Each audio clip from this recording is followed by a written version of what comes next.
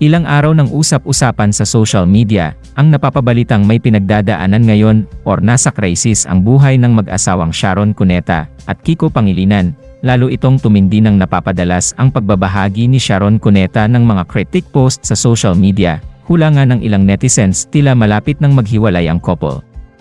Mas lalo pa itong tumindi sa nakaraang Christmas party ng mga Pangilinan na tradisyon na nilang ginagawa taon-taon ay absent ang megastar. Sa mga larawang ibinahagi ni Kiko Pangilinan ay sinabi niya ang totoong dahilan kung bakit nga ba wala ang misis sa naturang reunion ng Pangilinan family. Anya, heto ang riot juice, chaotic, super magulo, hilarious pero bumubuhos sa pagmamahal na Barangay Pangilinan Annual Christmas Lunch Reunion Party. Kasama ang aming reyna ng barangay na si Kapitana Mami Emma, kaming 9 na kanyang mga anak at mga manugang, at ang mahigit na 30+ niyang mga apo at pati apo sa tuhod.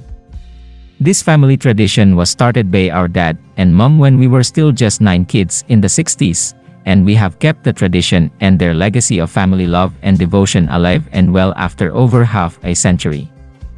As parents, we too have passed it on to our kids and they too have passed it on to their kids as well.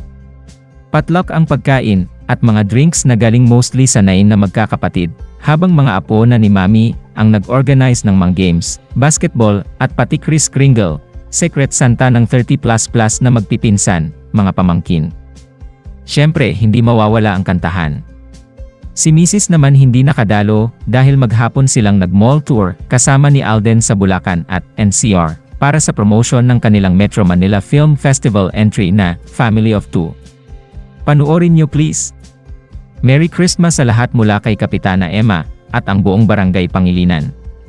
May ilang bashers naman ang di pinalampas ang post na ito ni Kiko. Tila pinagtatakpan lang daw ni Kiko ang totoong sitwasyon nilang mag-asawa. Sabi ng isa, "Lears go to hell. Christian kuno ka diba?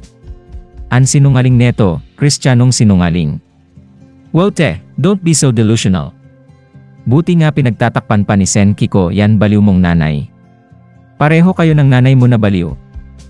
I don't know Sharon personally, but based on her recent interviews and TV guestings, parang she doesn't deserve to be a part of your family. Samantala, marami pa rin ang natutuwa dahil last Christmas ay suot pa rin ni Sharon ang wedding ring nila ni Kiko Pangilinan. Everybody!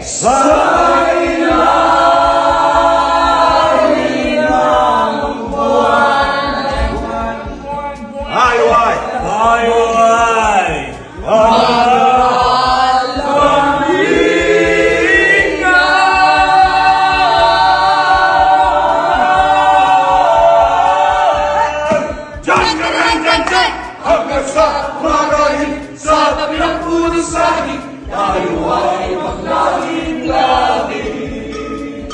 Hanggang sa magaling sa tabi ng puno saging, tayo ay maglaging.